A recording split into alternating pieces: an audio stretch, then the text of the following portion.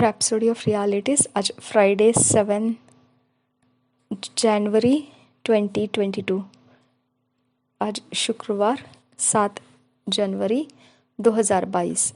Rhapsody of realities में आज pastor Chris ओयाखिलोम द्वारा जो वचन हमको सीखने के लिए मिला है, Ephesians 1 chapter 17 verse. Ephesians 1 chapter 17 verse. इफिसियों की पत्री 1 अध्याय 17 वचन। इफिसियों की पत्री 1 अध्याय 17 वचन। इस वचन के आधार से आज का जो विषय है, honour, dignity and excellence. Honour, dignity and excellence. Pastor Chris Oyakhilome हमको ये विषय सिखाते हैं, आदर, सम्मान और उत्कृष्टता। आदर, गौरव और उत्कृष्टता। एफिशियंस 1 चैप्टर 17 वर्स हम पढ़ेंगे इसको। That the God of our Lord Jesus Christ, the Father of glory, may give unto you the spirit of wisdom and revelation in the knowledge of Him. और एक बार पढ़ेंगे Ephesians 1 chapter 17 verse. That the God of our Lord Jesus Christ, the Father of glory, may give unto you the spirit of wisdom and revelation in the knowledge of Him.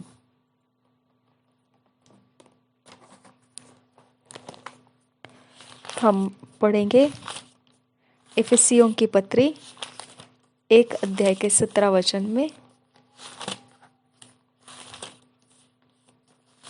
BSI Bible में से पढ़ेंगे इफिसियों की पत्री 1 अध्याय 17 वचन।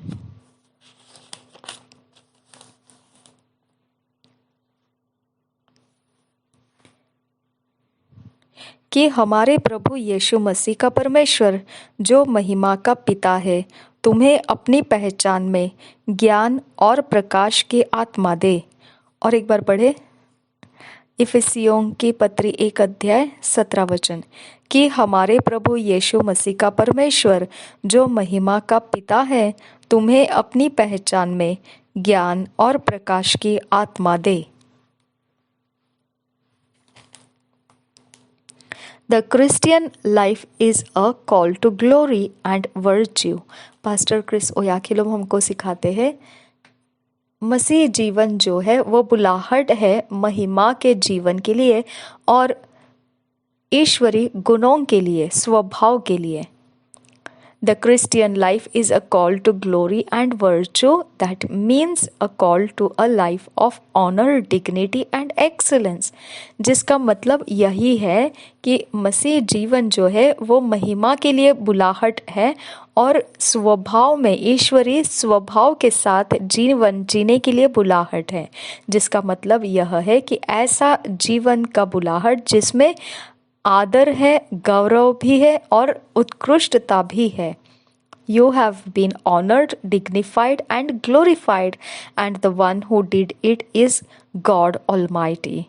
जब आपको ऐसे बुलाहट से बुलाया जाता है ऐसे जीवन में जीने के लिए, तो उसके अंदर पहले ही मौजूद रहता है आदर, इज्जत और महिमा। आपको वो देने ही के लिए आपको आदर किया जाएगा, आपको इज्जत दी जाएगी और आपको महिमा के साथ रखा जाएगा। और ये जो किया है, जिसने ऐसी बुलाहट दी है, वो कौन है? तो वो सर्वशक्तिमान परमेश्वर है, जिसने ऐसा हमारे लिए किया है। Nothing can bring shame to you. कोई भी ऐसी कोई चीज़ नहीं है जिससे आपको शर्मिंदगी सहनी पड़ेगी। Jesus took away every shame from your life. यीशु मसीह ने आपके जीवन के अंदर का हर एक शर्मिंदगी को निकाल लिया है। The Bible says, looking unto Jesus, the author and finisher of our faith, who for the joy that was set before him endured the cross, despising the shame, and is set down at the right hand of the throne of God. Hebrews 12 chapter 2 verse. पवित्र Bible ये बताता है, जो इब्रानी के पत्री 12 अध्याय के 2 वचन में लिखा है। हम पढ़ेंगे उसे। बीएसआई बाइबल में से पढ़ेंगे। इब्रानियों की पत्री 12 अध्याय का 2 वचन में लिखा है। पवित्र बाइबल इस प्रकार से कहता है, और विश्वास के कर्ता और सिद्ध करने वाले यीशु की ओर ताकते रहे, जिसने उस आनंद के लिए जो उसके आगे धरा था लज्जा की कुछ चिंता न करके क्रूस का दुख सहा और परमेश्वर के सिंहासन की दाहिनी ओर जा बैठा। और एक बार पढ़ेंगे इब्रानियों की पत्री 12 अध्याय का 2 वचन। और विश्वास के कर्ता और सिद्ध करने वाले यीशु की ओर ताकते रहे, जिसने उस आनंद के लिए जो उसके आगे धरा था लज्जा की कुछ चिंता न करके क्रूस का दुख सहा और परमेश्वर के सिंहासन की दाहिनी ओर जा बैठा। Hallelujah. You are the joy that was set before him, that made him endure the cross, despising the shame. आप उसका आनंद रहा था और यही आनंद को देखते हुए उसने क्रूस के जो दर्द था उसको सह लिया। उसने शर्मिंदगी को तुच्छ जाना। Today you are without reproach. आज आप देखते हैं आप अपने अंदर कोई भी प्रकार के तिरस्कार नहीं है अभी आपके लिए। Hallelujah. Colossians 1 chapter 21-22 says, and you that were sometime alienated and enemies in your mind by wicked works, yet now hath he reconciled in the body of his flesh through death, to present you holy and unblameable and unreprovable in his sight. Think about that. कुलोसियों की पत्री 1 अध्याय का 21 और 22 वचन इस प्रकार से कहता है। हम पढ़ेंगे उससे।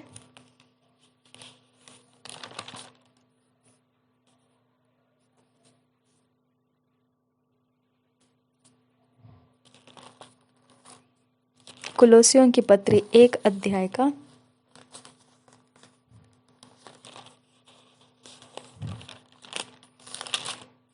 21 और 22 वचन। बीएसआई बाइबल में से पढ़ेंगे। तुम जो पहले निकाले हुए थे और बुरे कामों के कारण मन में बैरी थे, उसने अब उसकी शारीरिक देह में मृत्यु के द्वारा तुम्हारा भी मेल कर लिया, ताकि तुम्हें अपने सम्मुख पवित्र और निष्कलंक और निर्दोष बनाकर उपस्थित करे। और एक बार पढ़ेंगे कुलोसियों की पत्री 1 अध्याय का 21 और 22 वचन बीएसआई बाइबल में से। तुम जो पहले निकाले हुए थे और बुरे कामों के कारण मन से बैरी थे, उसने अब उसका शारीरिक देह में मृत्यु के द्वारा तुम्हारा भी मेल कर लिया, ताकि तुम्हें अपने सम्मुख पवित्र और निष्कलंक और निर्दोष बनाकर उपस्थित करे। Think about that. इस वचन के विषय में सोचकर देखिए आप। 2 Peter 1 chapter 3 verse says, according as his divine power hath given unto us all things that pertain unto life and godliness, through the knowledge of him that hath called us to glory and virtue. दूसरे पत्रस की 1 अध्याय का 3 वचन इस प्रकार से कहता है। हम पढ़ेंगे बीएसआई बाइबल में से। दूसरे पत्रस की पत्री 1 अध्याय का 3 वचन। क्योंकि उसकी ईश्वरीय सामर्थ्य ने सब कुछ जो जीवन और भक्ति से संबंध रखता है हमें उसी की पहचान के द्वारा दिया है, जिसने हमें अपनी ही महिमा और सद्गुण के अनुसार बुलाया है। और एक बार पढ़ेंगे पतरस की दूसरी पत्री पहले अध्याय का 3 वचन, क्योंकि उसकी ईश्वरीय सामर्थ्य ने सब कुछ जो जीवन और भक्ति से संबंध रखता है हमें उसी की पहचान के द्वारा दिया है, जिसने हमें अपनी ही महिमा और सद्गुण के अनुसार बुलाया है। In his previous epistle in 1 Peter 1 chapter 11, he talked about the sufferings of Christ and the glory that should follow. अगर इसके पहले वाले पत्री में आप देखोगे, पतरस की पहली पत्री, उसमें जो 1 अध्याय के 11 वचन है, उसमें उसके सहन करने के, दुख उठाने के विषय में पहले ही जानकारी दे रखी थी।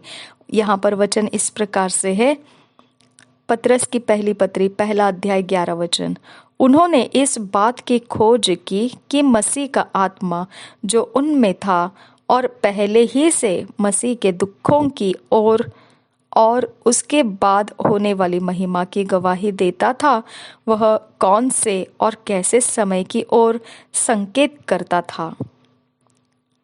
और एक बार पढ़ेंगे, पतरस की पहली पत्री 1 अध्याय 11 वचन, उन्होंने इस बात की खोज की कि मसीह का आत्मा जो उनमें था और पहले ही से मसीह के दुखों की और उसके बाद होने वाली महिमा की गवाही देता था, वह कौन से और कैसे समय की ओर संकेत करता था।